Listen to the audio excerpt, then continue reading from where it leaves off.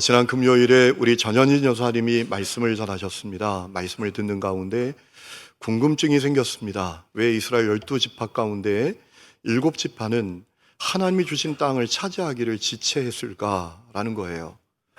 여러분, 여호수아를 선두로 가나안 정복 전쟁을 펼쳤습니다. 승리했습니다.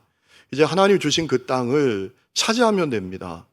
그런데 루벤 지파, 갓 지파, 또 유다 지파, 에브라임과 므낫세 지파 말고 7지파는 땅 차지하는 것을 차일피일 물으면서 지체했다라는 거예요. 보다 못한 여호수아가 언제까지 하나님께서 주신 땅을 차지하기를 지체하겠는가라고 책망할 정도까지였습니다. 그렇게 지체했다라는 거예요. 왜 그랬을까요? 앞선 지파들이 땅을 차지하는 것을 보면서 두려움에 빠졌기 때문이었을까요? 여러분, 실제로 유다 지파는 헤브론 땅을 차지하기 위해서 가장 강력한 아낙 자손과 전투를 해야 했습니다. 에브라임과 므낫세 지파도 철병거를 갖고 있는 산지에 있는 지파들과 전투를 하고 에브라임과 산지 땅을, 에브라임 산간 지역을 차지하게 되었죠. 하지만 두려움 때문만은 아니었던 것 같습니다. 여호수아 18장 11절부터 말씀을 쭉 읽어보면 다한 지파 말고는 어떤 지파도 땅을 차지하기 위해서 전쟁을 치렀다라는 기록이 없어요. 오히려 여호수아 11장 23절 말씀을 보면 여호수아가 가나안 땅 정복 전쟁을 마쳤을 때 그 땅에 전쟁이 그치고 사람들은 평화를 누리게 됐다라고 우리에게 알려주고 있습니다. 그러면 그들은 왜 하나님께서 자기들에게 주신 땅을 차지하기를 차일피일 미루면서 지체했던 걸까요? 여러분, 얼마나 어렵게 얻은 땅입니까? 그들이 목숨 걸고 출애굽했습니다. 고난과 시련을 견디면서 광야를 통과했습니다. 두려움을 맞서면서 정복전쟁을 펼쳤습니다. 그래서 얻은 땅입니다. 더욱이 하나님께서 가나안 땅을 이스라엘 성들에게 주신다고 약속한 지 700년 만에 실현된 약속이 아닙니까? 그럼 차지해야 하죠. 그런데 왜 그들은 그 땅 차지하기를 차일피일 미루었던 걸까요? 여러분, 아마도 그들의 마음에 모든 의욕을 잃어버렸던 것 같습니다. 제가 그렇게 말씀드리는 근거는 여호수아 18장 3절에 있는 말씀, 지체라는 표현 때문입니다. 여호수아가 그 7지파에게 이렇게 얘기합니다. 너희에게 주신 땅을 정탐하러 가기를 어느 때까지 지체하겠느냐라고 했습니다. 여기 나오는 지체라는 단어는 원문을 보면 라파라는 히브리어인데 마음이 느슨해져서 게으름을 피우다, 시간을 보내다, 이런 의미예요. 그러니까 이 7지파의 마음이 그저 시들해졌다라는 거예요. 그들의 마음에 모든 의욕이 사라지고 말았다라는 거예요. 그 무기력함이 얼마나 심각했는지 그들이 실로에 하나님께 예배하는 회막을 세우고서도 해결이 안 됐습니다. 여러분, 오늘 우리가 살아가다 보면 우리도 그럴 때가 있잖아요. 그렇죠? 내가 이룬 성취, 성공, 목적에 상관없이 내 눈앞에 닥친 문제나 내가 감당해야 될 어떤 의무에 상관없이 그저 마음이 무기력해지고 모든 의욕이 사라질 때가 있잖아요. 우리에게 그런 말이 저절로 나오잖아요. 그때 아유, 나 좀 그만 내버려둬. 나 제발 좀 그냥 내버려둬. 다 귀찮아. 여러분, 이런 말이 저절로 나오는 그런 때를 맞을 때가 있지 않습니까?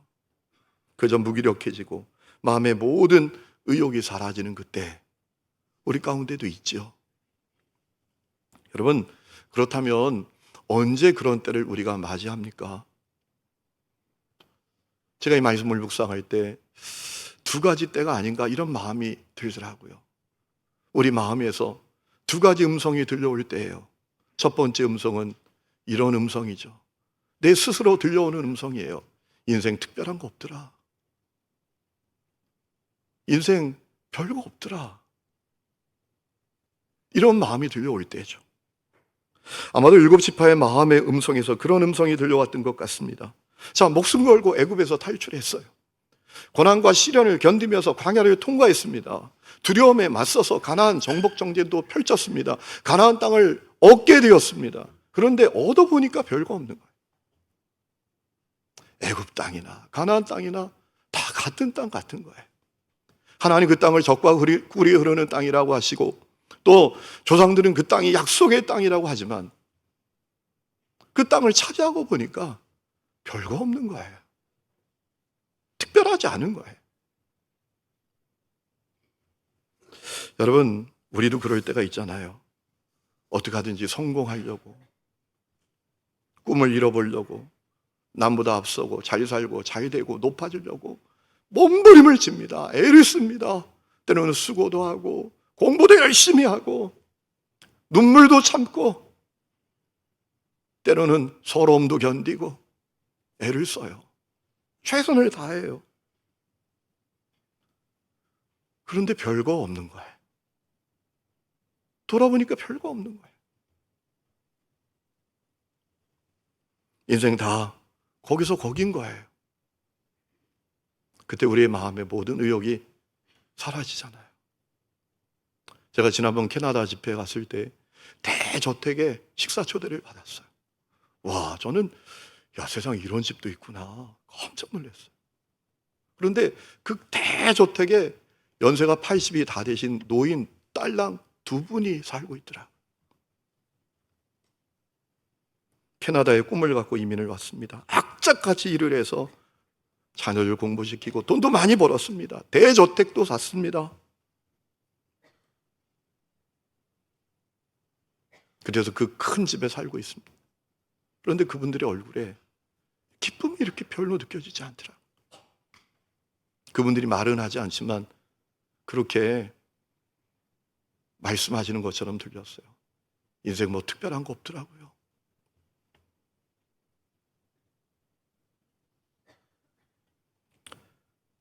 두 번째, 우리가 언제 마음의 모든 의욕이 사라지고 무기력해지나요? 우리에게 이런 음성이 들려올 때 아닙니까? 아무리 애써도 안 되더라고요. 아무리 몸부림쳐도 안 되더라고요. 그저 운명대로 사는 것 같더라고요. 아무리 몸부림쳐도 상황도 안 바뀌고 집도 안 바뀌고 사람도 안 바뀌는 것 같더라고요. 이런 마음이 들 때죠. 아마도 7지파의 마음의 음성에서 그런 음성이 들려왔던 것 같아요. 여러분, 이스라엘 백성들 이 각 지파가 땅은 어떻게 차지하게 됩니까? 제비 뽑아다서 받게 되는 거예요. 여호수아 14장 말씀을 보면 그들이 길갈에서 땅을 얻기 위해서 제비를 뽑죠. 또 18장에 가보면 실로에서 또 땅을 얻기 위해서 제비를 뽑죠. 내 마음, 내 의지대로 안 되는 거예요. 그냥 제비 뽑은 땅을 받게 되는 거예요. 어차피 아무리 애쓰고 몸부림쳐도 내 뜻과 내 마음대로 안 되는 거니까. 그래서 그들의 마음의 모든 의욕이 사라지지 않았나. 여러분, 우리 마음도 그럴 때가 있잖아요. 우리도 그런 생각할 때가 있잖아요. 아무리 애써도 안 되는 건 안 되는 거야. 아무리 애써도 몸부림쳐도 변하지 않는 건 변하지 않더라고. 흙수저가 어떻게 금수저가 되겠어? 올챙이가 어떻게 금붕어가 되겠어? 다 운명대로 사는 거더라고. 아무리 했어도 사람도 안 바뀌더라. 내 남편, 내 아내, 내 자식들 안 바뀌잖아. 그래서 모든 의욕이 사라지죠. 여러분, 요즘 세계적으로 MZ세대 사이에서 유행하는 게 있습니다. 가짜 명품, 짝퉁 명품 플렉스입니다. 여러분, MZ세대들은 가짜 명품 사는 것을 부끄러워하지 않는데요. 우리는 부끄럽잖아요. 그죠? 이 베이비 부스터 세대나 베이비 부스터 그 이후의 세대, 부모랑 세대, 이런 세대는 어떻게 가짜를 들고 다녀? 이런 텐데 MZ세대는 가짜가 어때? 오히려 가짜 명품을 사서 온라인상에서 유튜브에서 그 가짜 명품 산 것을 막 자랑한대요. 이거 어디서 루이비통인데 7만 원짜리다. 막 이렇게 자랑한대요. 그게 세계적으로 유행이라 합니다. 미국의 조지타운 대학 프라자바라는 교수님은 그것을 가리켜서 가난한 MZ세대의 반항적인 소비라고 하더라고요. 내가 아무리 애쓰고 몸부림쳐도 명품을 구입할 수 없는 무기력한 현실에 대한 반발 심리를 드러낸다라는 거죠. 나는 아무리 애써도, 나는 아무리 몸부림쳐도 저는 명품 못 사, 난. 그런 무기력함을 반대로 드러내고 있다라는 거죠. 여러분, 그렇게 살아가는 사람들에게 천둥처럼 들려오는 주님의 음성이 있습니다. 오늘 우리가 읽은 말씀이에요. 오늘 우리가 읽은 말씀은 우리가 너무나 잘 아는 말씀이죠. 불신자들조차도 신화처럼 막 회자하는 그런 이야기잖아요. 예수님께서 갈릴리 가나에 열린 결혼식에 가셨대요. 근데 피로연이 진행될 때 문제가 생겼대요. 피로연에 포도주가 똑 떨어진 거예요. 큰일 난 거 아닙니까? 그런데 괜찮았대요. 예수님께서 그 문제를 해결해 주셨대요. 물을 포도주로 바꿔주셨대요. 물이 포도주가 되게 하셨대요. 여러분, 오늘 말씀이 그 내용 아닙니까?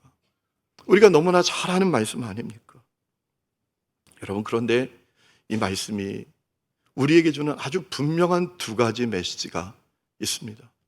첫 번째는 뭡니까? 예수님은 우리 인생을 특별하게 해주시는 유일한 분이시다라는 거예요. 오직 예수님만이 내 인생을 특별하게 해주신다. 내 인생을 특별하게 해주는 유일한 분은 오직 예수님이시다 라는 사실을 이 말씀이 우리에게 알려주는 거예요. 그것이 오늘 말씀이 우리에게 주는 메시지예요. 여러분, 요한은 예수님이 행하신 첫 번째 기적이 예수님이 이 가나 결혼식장에 가서 물을 포도주로 바꿔주신 것이라고 우리에게 소개하고 있어요. 그것이 예수님이 행하신 첫 번째 기적이었다라고 우리에게 알려주고 있어요. 여러분, 그것은 의미심장한 거예요. 어떤 의도가 있는 거예요. 우리를 향한 주님의 마음이 무엇인지를 알려주고자 했던 거예요. 우리를 향한 주님의 마음은 무엇입니까? 결혼식 피로 현장에 기쁨이 가득한 것처럼 우리의 인생이 기쁨으로 가득하고 특별한 인생이 되도록 해주시는 것. 그것이 우리를 향한 주님의 마음이다라는 겁니다. 그저 인생 특별한 게 없다고 여기고 무기력해 살아가는 인생이 아니라 기쁨과 생명으로 가득한 인생이 되는 것이 우리를 향한 주님의 마음이다라는 겁니다. 그러면 여러분, 우리의 인생은 어떻게 특별해집니까? 오직 예수님을 통해서입니다. 예수님을 통해서 내 인생이 특별해진다라는 거예요. 여러분, 가나에서 열린 이 결혼식의 혼주가 누군지 몰라요. 예수님과 어떤 관계가 있는지, 예수님과 어떤 친분이 있는지 우리는 몰라요.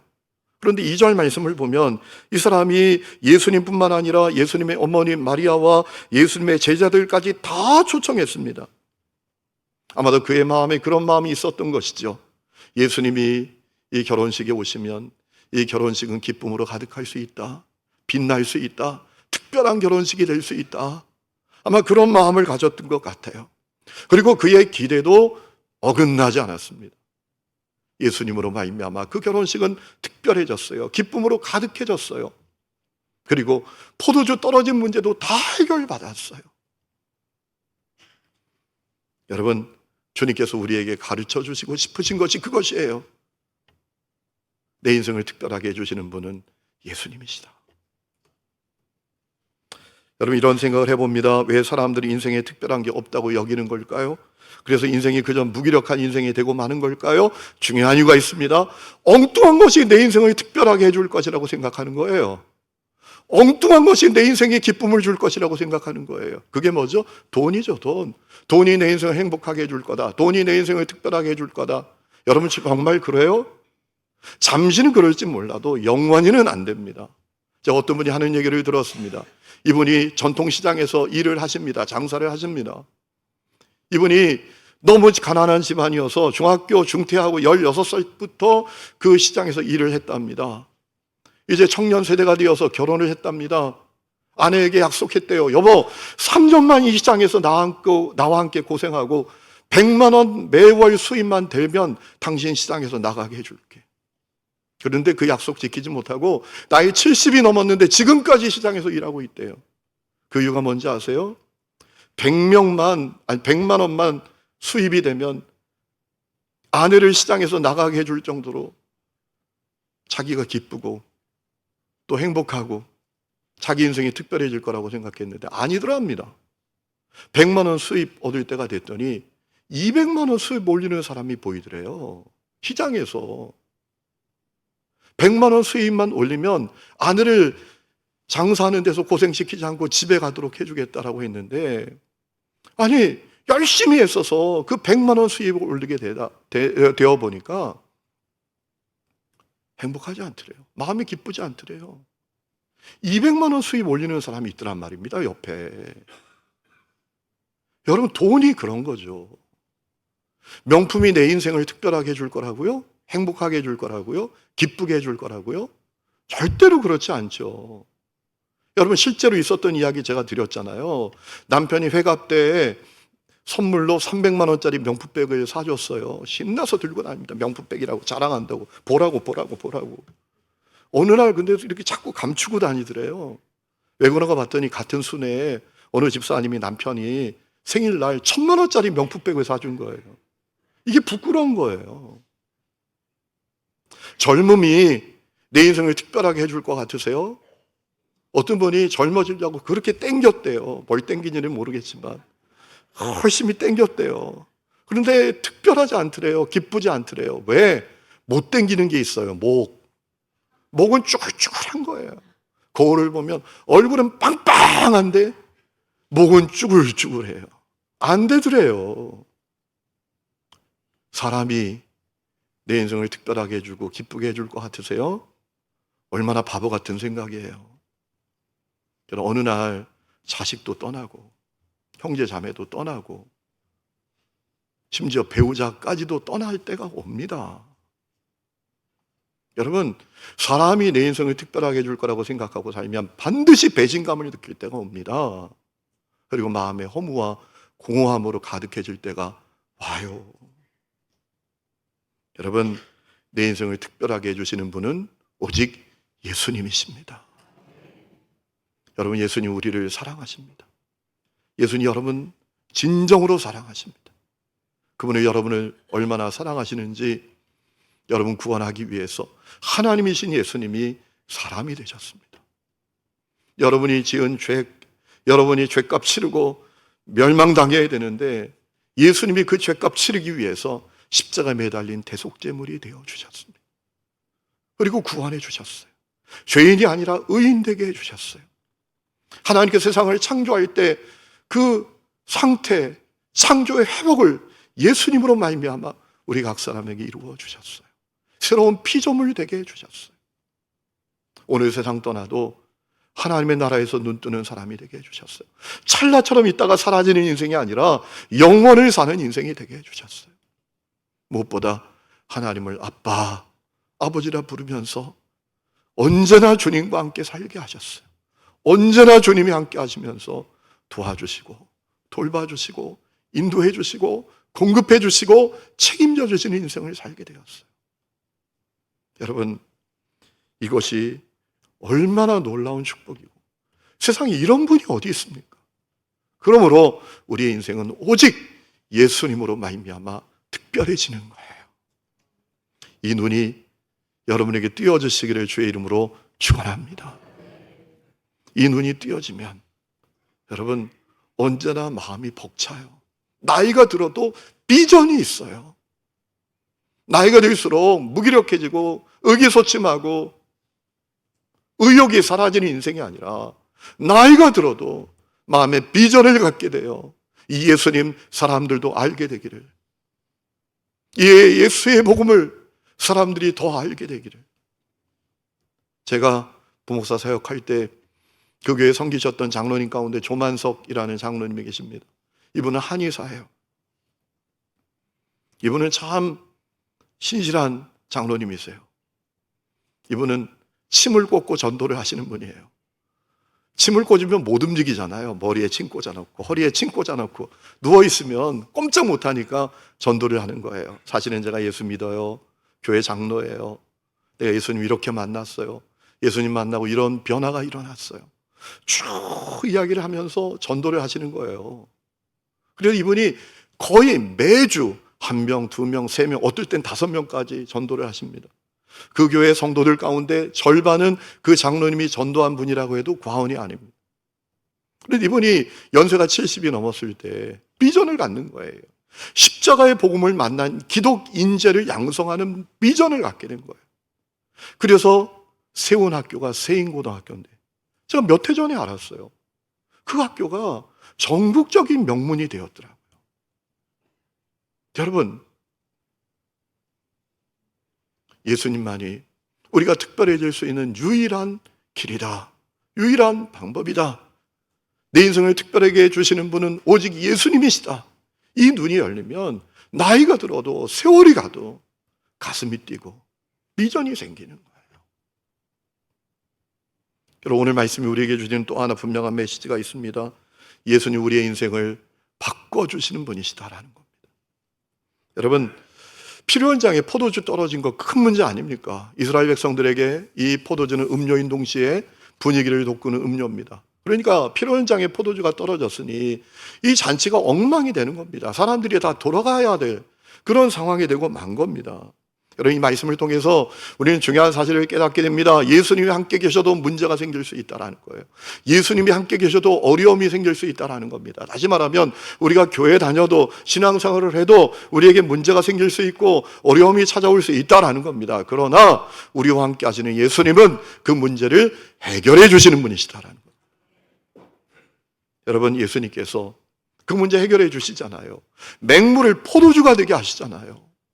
왜? 예수님은 전능자이시니까, 창조주이시니까, 못할 것이 없는 분이시니까. 포도주의 성분이 1도 없는 맹물을 포도주로 바꾸실 수 있는 분이시니까, 물질의 성분 자체를 바꾸어내실 수 있는 창조주 전능자이시니까 예수님 우리의 문제를 해결해 주실 수가 있죠. 오늘 말씀을 보면 여러분, 예수님께서 이 문제를 해결해 주시게 된 계기가 있는 것을 보게 되지 않습니까? 어떤 계기가 있습니까? 문제에 반응하는 것이 다른 사람이 있었어요. 문제가 찾아오니까 허둥댑니다. 허겁지겁합니다. 사람 원망합니다. 왜 이렇게 조금밖에 준비하지 않았느냐고, 내가 이럴 줄 알았다고, 막 이런 일이 벌어지지 않았겠습니까? 그런데 문제에 다르게 반응하는 사람들이 있었습니다. 누구죠? 첫 번째는 예수님 육신의 어머니 마리아입니다. 마리아는 이 문제를 예수님께 가져갑니다. 포도주가 떨어졌대요. 포도주가 다 떨어졌대요. 여러분, 교회 다녀도 문제가 올 때 그 문제를 다르게 반응합니다. 예수님께 가져가는 사람이 있는가 하면 발만 동동 구르는 사람이 있어요. 사람만 원망하는 사람이 있어요. 그저 눈물만 흘리는 사람이 있어요. 여러분, 마리아는 문제를 예수님께 가져갔어요. 예수님께서 아직 내 때가 이르지 않았습니다. 공개적으로 기적을 행할 때가 이르지 않았습니다 라는 말씀이죠. 그런데 여러분, 그때 마리아가 뭐라 하죠? 하인들에게 말합니다. 무슨 말씀을 하시든지 그대로만 해라. 예수님이 무슨 말씀을 하시든지 그대로만 해라. 여러분, 이 마리아에게 믿음이 있었어요. 예수님은 하나님이시다. 예수님 그리스도시다. 그분에게 못할 일이 없다. 그분은 인간의 이성, 한계, 지식, 능력을 뛰어넘어서 일하시는 분이시다 라는 믿음이 있었던 것이죠. 여러분, 오늘 우리는 어떤가요? 여러분, 다 주님 믿으시잖아요. 여러분이 가진 믿음은 어떤 믿음이십니까? 그저 이성의 한계 안에서만 믿는 분들이십니까? 그러면 여러분은 절대로 문제를 예수님께 가져갈 수 없습니다. 그저 발만 동동 구르고 사람만 원망하지 예수님께 그 문제를 가져갈 수가 없어요. 이 마리아의 믿음이 있어야 돼요. 예수는 이성의 한계를 뛰어넘는 분이시다. 못할 일이 없는 분이시다. 이 믿음이 있어야 문제를 예수님께 가져가게 된단 말입니다.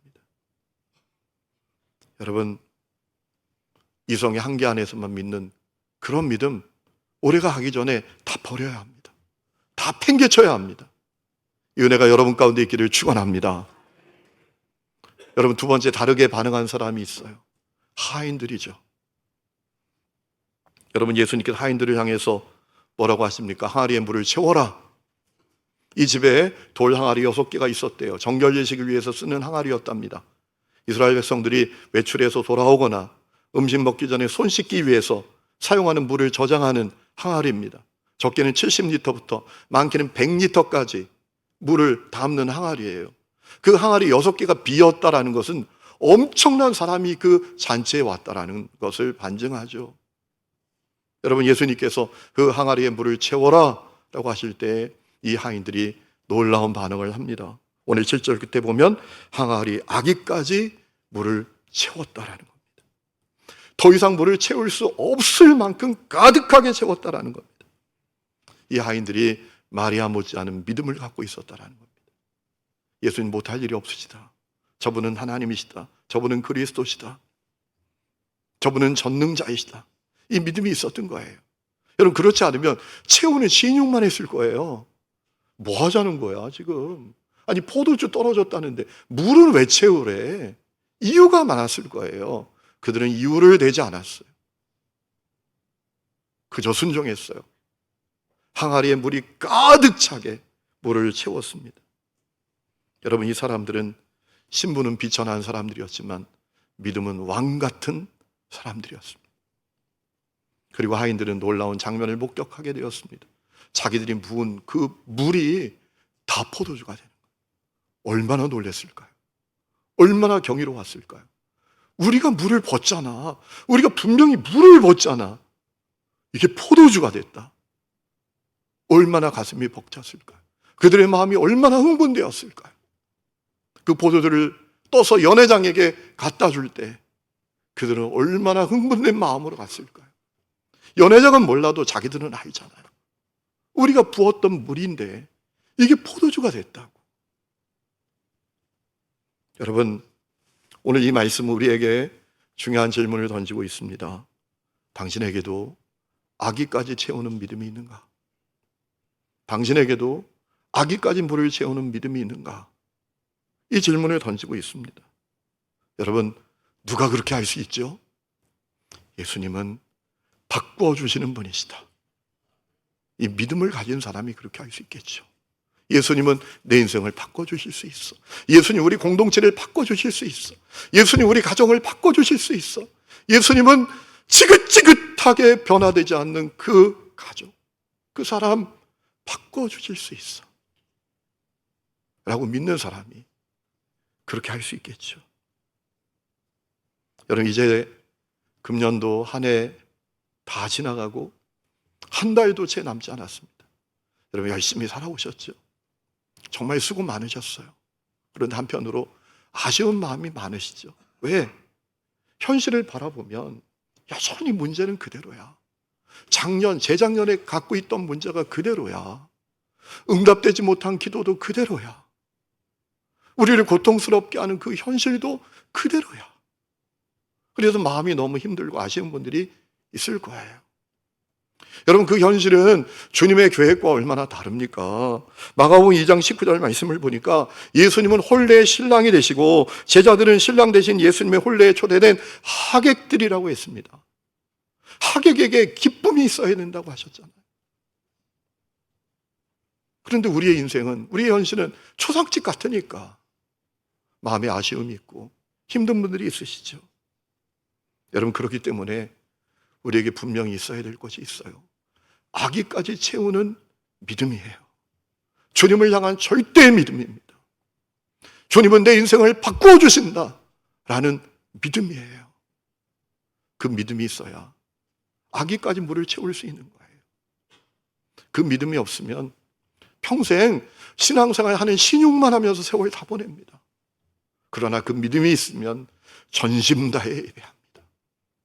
간절히 기도합니다. 두렵고 떨리는 마음으로 말씀 앞에 섭니다. 그리고 내게 주어진 일이 작을지라도 최선을 다해서 섬기고 헌신하고 충성합니다. 주님 바꾸어 주시는 분이시니까. 주님 바꾸어 주시는 분이시니까.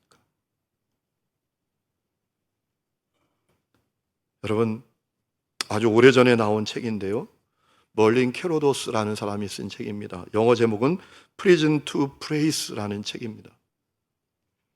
감옥 생활에서 찬송 생활로 라는 제목의 책입니다. 그 책에 이런 얘기가 나옵니다. 어떤 아버지 계신데 그 가정에 남편이 있는데 알코올 중독자예요. 가족 모두를 고통스럽게 해요. 정말 지긋지긋해요. 여러분, 알코올 중독 이 정말 해결하기 어려운 문제죠. 저도 목회하면서 알코올 중독에 빠진 성도들 많이 보고 제가 그분들을 도우려고 했는데 진짜 어려워요. 이 중독이란 것은 진짜 어려운 것 같아요. 그래서 그 알코올 중독자 아버지 때문에, 남편 때문에 아내도 고통, 자식들도 고통, 온 가족이 고통이에요. 그러나 그 아내와 아들의 반응이 달라요. 아버지를 위해서, 남편을 위해서 간절히 기도하는 거예요. 왜? 하나님 바꿔주시는 분이시니까. 하나님 바꿔주시는 분이시니까. 이 믿음이 있는 거예요. 때로는 너무 절망스러운 마음이 들 때도 있어요. 그러나 그 절망스러운 현실을 보면서도 감사함으로 간절히 기도하는 거예요. 때로는 술 먹고 막 넘어져요. 그래도 집에서 넘어진 거 감사하고, 술 먹고 쓰러져요.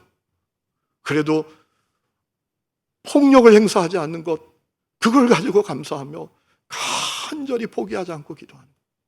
하나님 바꿔주시는 분이시니까.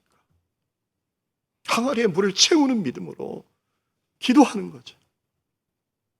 어느 날 갑자기 그 남편이 이렇게 얘기하는 거예요. 뜬금없이.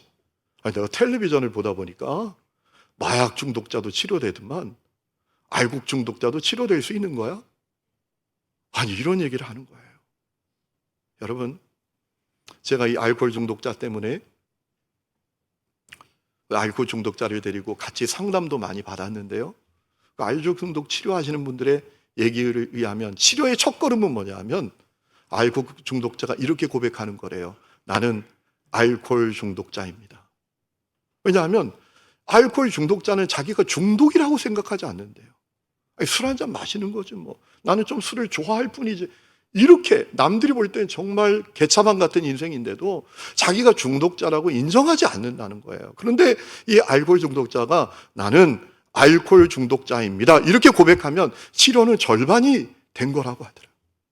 그런데 그 아버지가 내가 텔레비전을 보다 보니까 마약 중독자도 치료가 되더만 알코올 중독자도 치료가 되는 건가? 무슨 얘기예요? 자기가 알코올 중독자라는 것을 고백한 거잖아요. 그리고 결국은 그 아버지가 알코올 중독에서 자유케 되는 역사가 있게 되었다라는 거죠. 사랑하는 성도 여러분, 변화는 인간의 힘으로 이루어지지 않아요. 아기까지 물을 채우는 그 믿음 위에 주님이 역사하실 때 변화도 일어나는 거예요. 금년 한 해 이제 얼마 남지 않았습니다. 여러분, 그냥 흘려보내지 마세요. 점검하세요. 나에게 아기까지 물을 채우는 믿음이 있는가? 주님은 바꾸어 주시는 것을 나는 분명히 믿는가? 그래서 나는 아기까지 물을 채우는가? 예배를 해도 정말 전심 다해 예배하고, 기도를 해도 간절히 기도하고, 말씀 앞에 서도 두렵고 떨림으로 말씀 앞에 서고, 말씀을 붙들고, 주님께 헌신하고 충성해도 내게 주어진 일이 작은 일일지라도 최선을 다해서 그 일을 감당하려고 하는가? 점검해 보시고 아기까지 채우는 믿음을 가져서 여러분의 인생이 새롭게 되고 주님의 행하시는 놀라운 일을 간증하는 입술들을 다 가질 수 있기를 주의 이름으로 축원합니다. 우리 이 시간에 찬양 부르고 기도하는 시간을 갖겠습니다. 우리 믿음으로 나아가네. 우리 가사를 생각하면서 찬양하겠습니다. 수많은 사람들 주를 따르는 자신의 연약함 가지고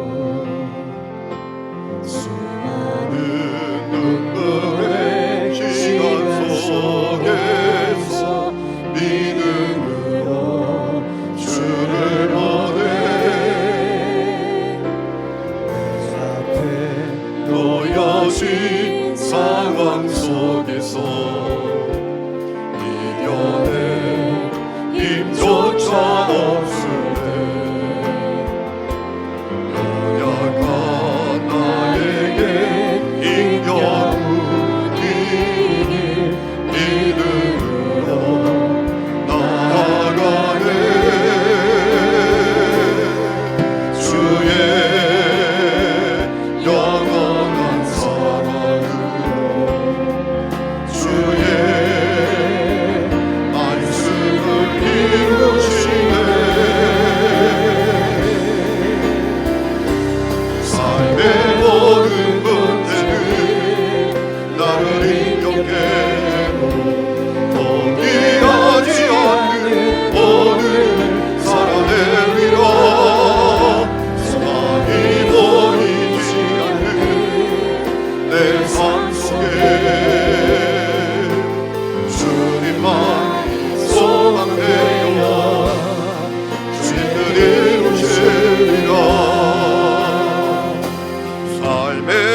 모든 문제는 나를 인정해도 포기하지 않는 오늘을 살아내리라.